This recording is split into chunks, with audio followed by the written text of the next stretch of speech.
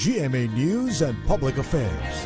Walang kinikilingan, walang pinoprotektahan, walang kasinungalingan, serbisyong totoo lang.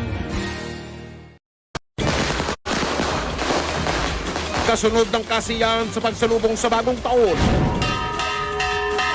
ang pagsiklab ng sunog sa Tondo, isang residente patay. 18 bahay na tupok din sa Quezon City at Valenzuela. Sa kabila ng mga babala, mahigit 300 katao pa rin ang naputukan. Mas marami pa rin kumpara sa Desyembre 21 hanggang Enero 1 na bilang nung nakaraang salubong. Sa Sampaloc, lalaking lasing, patay ng yakapin ng sinindihan niyang paputok. Lalaking nanonood lang ng fireworks at batang kumakain sa loob ng bahay, tinamaan ng ligaw na bala. Sa Taguig, barangay Tanod na ingayan daw sa paputok, biglang namaril. 3 sugatan kabilang ang isang batang comatose ngayon. Huli kang eksklusibo. Aabot sa 8 lalaki, lumusob at namaril sa isang bahay, pinuntiriyang retiradong pulis, sugatan. Tunghayan kung paano sinalubong ang bagong taon sa iba't ibang panig ng mundo. Puyat man sa pagdiriwang, pami-pamilya gumising ng maaga para magsimba. Ang iba tuloy ang holiday pasyalan. Mga sanggol na ipinanganak sa pagpasok ng 2016, kabilang ang isang baby na ipinangalan kay Alden, bagong pag-asa ang hatid.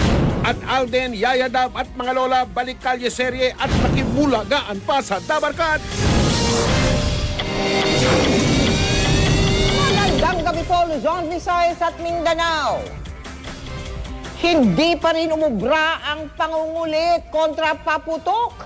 Marami pa rin na Susunod! Isang Pilipino kabilang sa mga natrap nang masunog ang isang mataas na gusali sa Dubai. Tignan niyo naman yan kung ganong katindi ang usok kasunod ng pagpapaputok kagabi. Miss Universe 2015 PO Wurzbach, sinalubong ang bagong taon sa New York. At matapos ang kanilang bakasyon grande, sina Alden at May, miss na miss ang isa't New Year isa. ka ba? Bakit? Kasi I New Year the one. Yun, oh! Tutok dito sa mas pinagkakatiwalang 24 oras. Up next, ang ating Miss Universe May New Year greeting. At balik kalye rin sina Alden at Maine, nakibulagaan sa Dabarkads. Tuloy ang pagtutok dito lang sa 24 oras.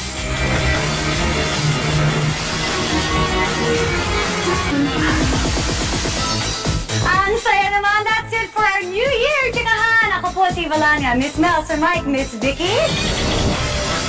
Salamat, Gia. At yan po ang mga balitang ating tinutukan sa nakalipas sa 24 oras. Ako po si Mel Tiangco. Happy New Year, mga kapuso.